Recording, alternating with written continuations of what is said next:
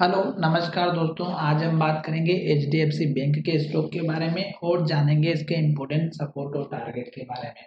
साथ ही ये वीडियो आपकी एजुकेशन के लिए है, बाय सेल की कोई एडवाइस नहीं है। फिर भी आप ट्रेड करते हैं तो अपने फाइनेंशियल एडवाइजर से कंसल्ट करें। तो चलिए वीडियो की शुरुआत करते हैं। और अगर आपको ये वीडियो पसंद आता है तो हमारे चैनल को सब्सक्राइब करें और अपने दोस्तों के साथ शेयर करें ताकि उन्हें भी पता चले कि हमें किस पॉइंट पे हमें एंटर करना है और किस टाइम पे हमें एग्जिट करना है।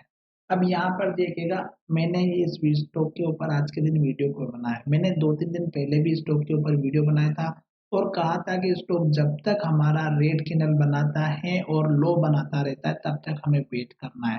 जैसे कि स्टॉक ने यहाँ पर रेड कैंडल बनाए, हर एक कैंडल ने लो का ब्रेकआउट किया और आज के दिन भी स्टॉक ने लो का ब्रेकआउट किया। और इसका जो लो बना है वो 1364-63 रुपए का बना है। और यही चीज मैं आपको यहाँ पर पहले भी बता चुका कि इस कैंडल के जो लो का अगर देखेंगे तो 1365 का लो था और यही अगर आप देखेंगे तो यहाँ पर हमारा इस स्टॉक का हाई था जो लगभग हमारा इतना का ही लेवल बना हुआ था। तो स्टॉक ने हमारा इसी लेवल पर जो एग्जैक्ट सपोर्ट लिया और स्टॉक जो है हमारा यहाँ से कल के दिन अप ट्रेंड दिखा सकता है। तो इस कैंडल में देखिएगा, इस कैंडल का जो लो था वो मैंने आपको समझाया भी था कि जब भी स्टॉक हाई बनाता है और लो बनाता है तो आप उसको मार्क करके चलिएगा, क्योंकि वही हमारे लिए इम्पोर्टेंट लेवल्स होते हैं। और एग्जैक्ट वही लेवल हमारा यहाँ पर बना और स्टॉक जो है हमारे इसी लेवल पे एग्जैक्ट सपोर्ट लेकर के हैमर कैंडल बनाया है।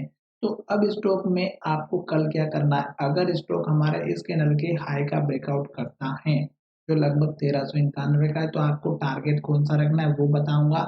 साथ ही इसी कैंडल के लो का आपको ऐसे लेकर के चलना है। क्यों? क्योंकि स्टॉक चल रहा है हर दिन लो की तरफ और यहाँ से ही स्टॉक में इस लो को बनाने के बाद स्टॉक ने ये लो बनाया और अब स्टॉक यहाँ पर लो बना रहा। पीछे के लो की भी बात करते तो यहाँ पर लो बना, फिर यहाँ पे लो बना, उससे पहले ऊपर लो बन रहा था। तो अभी हमें जल्दबाजी बिल्कुल नहीं करनी है, केवल कैंडल के वेट करना है। हो सकता है कि ये स्टॉक का एक छोटा-मोटा अप ट्रेंड दिखाई दे और स्टॉक फिर से नीचे चला जाए। तो आपको पहला तो वही चीज़ देखना है। दूसरा यहाँ पर देखिएगा टारगेट, टारगेट आपको ये वाला रखना है। कौन-सा टारगेट रखना है? छोटा टारगेट है, आशा करता हूँ ये वाला जो हाई बना था, यहाँ पर अगर आप देखेंगे जो 1406 का है और यहीं पर स्टॉक ने पहले भी लो बनाया था जो लगभग 1401 का था। तो पहला आपका ये टारगेट रहेगा। दूसरा टारगेट अगर आप देखेंगे तो एक छोटा-सा हाई यहाँ पर बना था जो लगभग हमारा 1420 का था। तो ये 2 तो हो गए छोटे टारगेट जो कि हमारे पुराने टेस्ट किए हुए लेवल से। जैसे स्टॉक हमारे इस लेवल के ऊपर जाता है तो आपको एक टारगेट यहाँ पर भी दिख रहा होगा जो 1428 का है। तो ये टारगेट वो टारगेट रहेंगे जो लोग इंट्राडे में छोटे-मोटे मूवमेंट के लिए काम करते हैं और एक के बाद एक टारगेट को हिट करते हुए स्टॉक ऊपर की तरफ जाएगा। जैसे स्टॉक हमारे इस लेवल को ब्रेक करेगा, नेक्स्ट टारगेट आपका यहाँ पर रहेगा जो लगभग हमारा 1462 का है। और अभी हम इस लेवल की बात नहीं करेंगे क्योंकि स्टॉक चल रहा है डाउन ट्रेंड में और डाउन ट्रेंड में हम केवल इतने ही लेवल्स को देखेंगे जहाँ पर स्टॉक अभी ट्रेड करते हुए नजर आ रहा है। तो अभी ये 3 लेवल्स तो हो गए छोटे जो मैंने आपको बता दिया है। अब जैसे ही हमारा स्टॉक इस लेवल को ब्रेक करके ऊपर की तरफ जाएगा तो आप यहाँ पर टारगेट रखिएगा जो 1460 और 63 का मैंने बताया वही लेवल, ठीक है? तो ये लेवल हमारे लिए सबसे बढ़िया रहेगा क्योंकि जो लोग स्विंग ट्रेडिंग करते हैं या 1 वीक 2 वीक के हिसाब से काम करते हैं उनके लिए। तो ये लेवल उनके लिए बहुत ही बढ़िया रहेगा 1460 का।